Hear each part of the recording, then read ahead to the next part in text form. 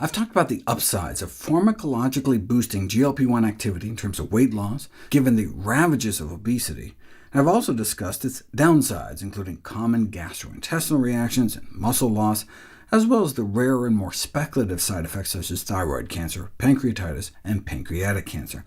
And I've summarized the cost-benefit trade-off, detailing for whom the benefits may far outweigh the risks, at least in the short term. But is there any way to get the benefits of GLP-1 without the risks, by boosting it naturally with diet and lifestyle changes? Well, there's exercise appears to acutely increase GLP-1. There have been 5 studies of exercise in GLP-1, and 4 out of 5 of them found higher concentrations of total GLP-1 after high-intensity interval training and sprint interval training, as well as moderate-intensity continuous training, with no apparent difference between high-intensity interval and moderate-intensity continuous.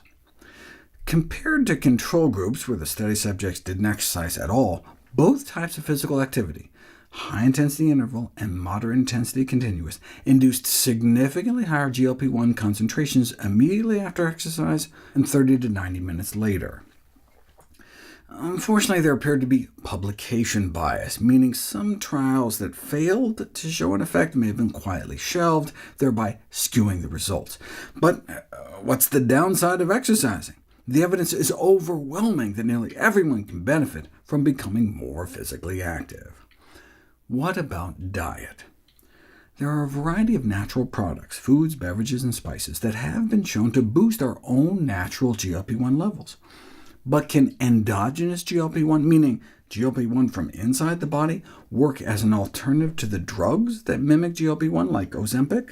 If you haven't yet, I recommend watching or rewatching my video about what GLP-1 is and how it works to best fully grasp the issue at hand. Our natural GLP-1 levels rise and fall in response to meal ingestion. When we take these drugs, though, levels in our blood remain relatively constant and high. But high here is a bit of an understatement. The total concentration of these GLP-1 lookalike drugs in our bloodstream is typically around 20 to 30 nanomoles per liter. OK, here's how much GLP-1 rises naturally in our bloodstream in the 2 hours after we eat a meal, up to maybe 20 or 30. Picomoles. Nano means billionth, pico means trillionth. So at this scale, drug levels are up to like 25,000. How could boosting natural levels even come close? Well, part of the discrepancy may be an artifact of taking blood from people's veins to do blood tests. Since natural GLP-1 is rapidly deactivated by an enzyme in our blood, by the time GLP-1 is secreted by our gut, makes it through our liver, heart, and lungs, then out into our arteries, only to later reach the veins where the lab tech is pulling out the blood, the levels we see are lower than the arterial levels that GLP-1 receptors are exposed to throughout our body, though only by a relatively small amount. But how do drugs like Ozempic sit around the body for weeks instead of minutes? They're chemically modified to stick to the most abundant protein in our blood. So even though the total drug level in our blood is up in the nanomolar range, it's so tightly bound to protein that the active level in our blood, that's free to actually interact with tissue receptors, is like 100 times smaller, at least down in the picomolar range. Thus, although at first glance it appears that plasma drug levels are extremely high, they actually may be closer to those of natural GLP-1 levels after strong stimulation. But still, there seems to be a huge discrepancy. It's GLP-1 activation in the brain that appears to account for the regulation of food intake, but it isn't currently clear how this might be related to GLP-1 in the blood.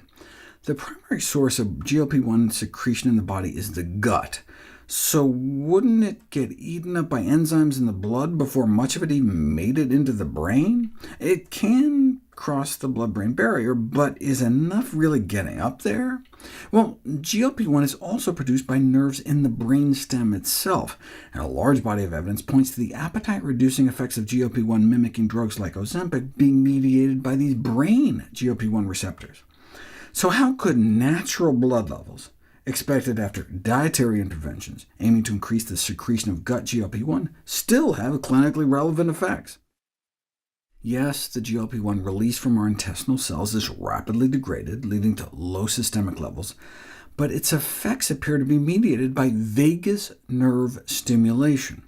The vagus nerve connects the gut straight up into the brainstem, so it's directly wired to the brain and doesn't have to rely on blood transport. But wait, there are GLP-1 receptors on the pancreas, the kidneys, the liver, the heart. Why would the body have GLP-1 receptors on our peripheral organs if the hormone acts mainly through the vagus nerve?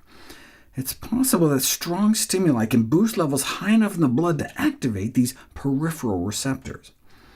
So perhaps the way GLP-1 normally works is that we eat a meal, and GLP-1 sends the appetite-reducing signal to our brain directly through the vagus nerve, and then our brain relays the messages to the relevant systems throughout the body.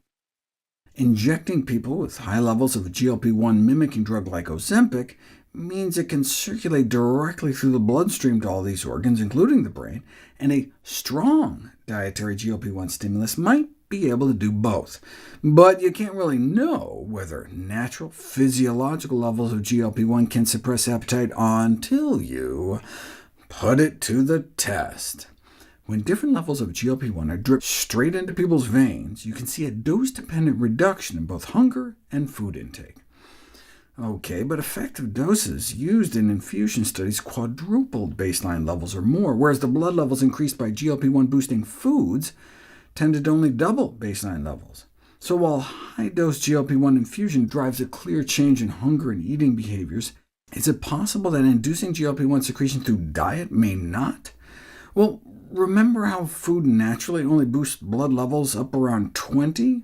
It turns out you can get a significant drop in food intake, up to 30 to 35% less of an all-you-can-eat meal, simply by getting your GLP-1 levels up to 10 or 15, or even just 5. That is well within doable dietary ranges.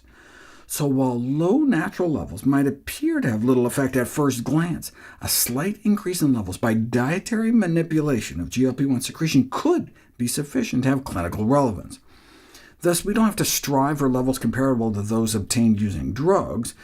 And of course, this makes sense, right? Why would our body naturally produce an appetite-suppressing hormone in response to food if it didn't end up suppressing our appetite?